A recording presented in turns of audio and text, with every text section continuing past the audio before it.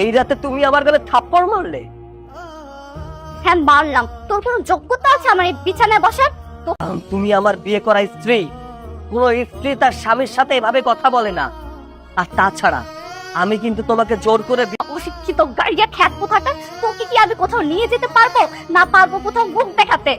যার কোনো স্টাইল নেই, অশিক্ষিত না, আমি আমার গ্রামের কলেজ থেকে অনার্স পাশ করেছি।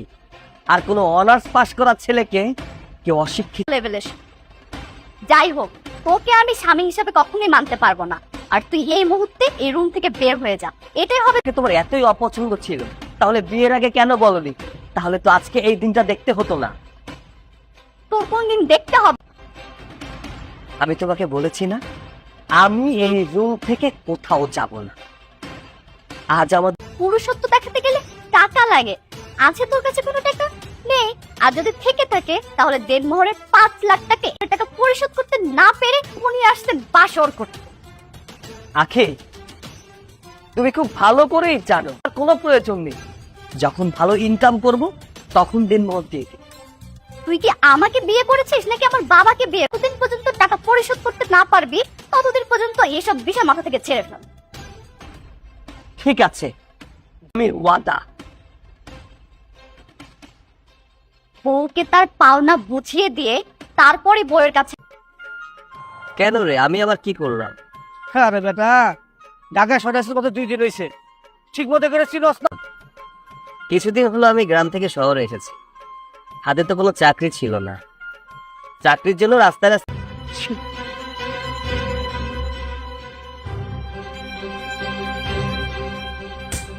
দোষটা আপনার, আপনার ড্রাইভারের।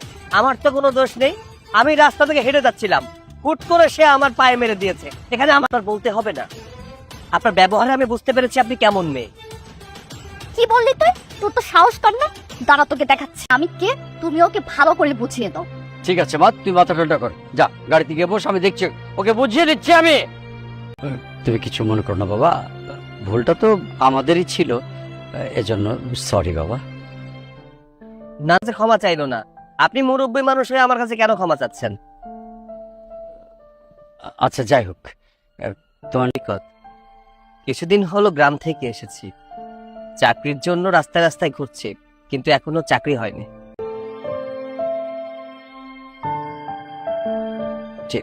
এই নিন। ঠিক আছে, আর তুমি আমার ব্যবস্থা করতে পারি তাহলে আমি তোমাকে কল দিয়ে জানাবো। হ্যাঁ ঠিক। অনুসলাম, সাবধানে যেও।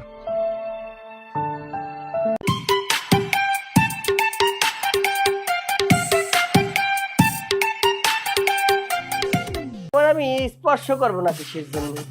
আমি না তোমার বিয়ে করা বর, আর তুমি তোমার বিয়ে করা বউ। বাসর রাত্রি এই তাহলে এই চাকু দিয়ে আমি তোমার পেটে ঢুকিয়ে দেব। না না, আমার বাসর করবি না আমার সাথে? আয় আয় আমার সাথে বাসর কর। থাক থাক থাক থাক, বাসর।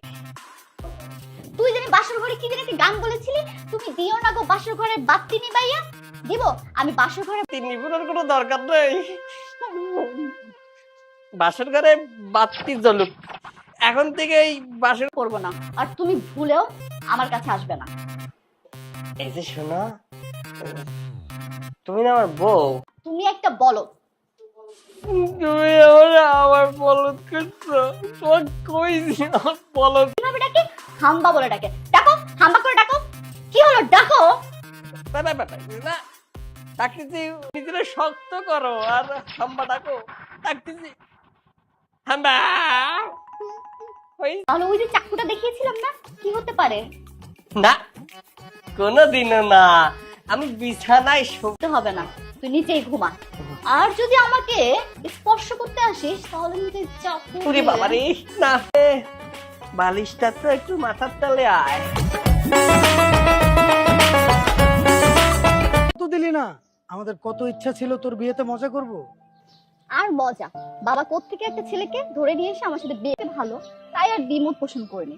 কিন্তু বাসর ঘরে গিয়ে দেখলাম ছেলে একটা বলদ। আর শুধু বলদ না, তার মানে কি ছেলের অনেক টাকা পয়সা আছে, তাই না? প্রবলেম নেই, মালদার পার্টিদের সাথে সংসার। তাহলে এমন একটা ছেলের সাথে আঙ্কেল তোকে বিয়ে দিল কেন? সেই কারণটাই তো বুঝতেছি না। এই বলদটা বাবা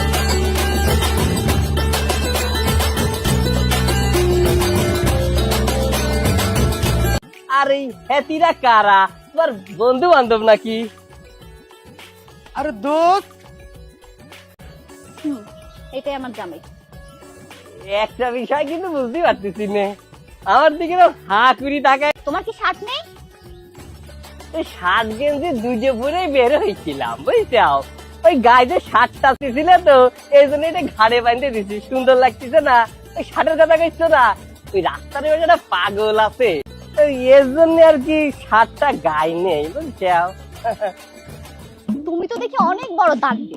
প্যান্ট ছিল, ওই যে সামনে একটা ল্যাংটু পাগল থাকে, তার তো প্যান্ট নেই, তোমার প্যান্টটা খুলে দাও।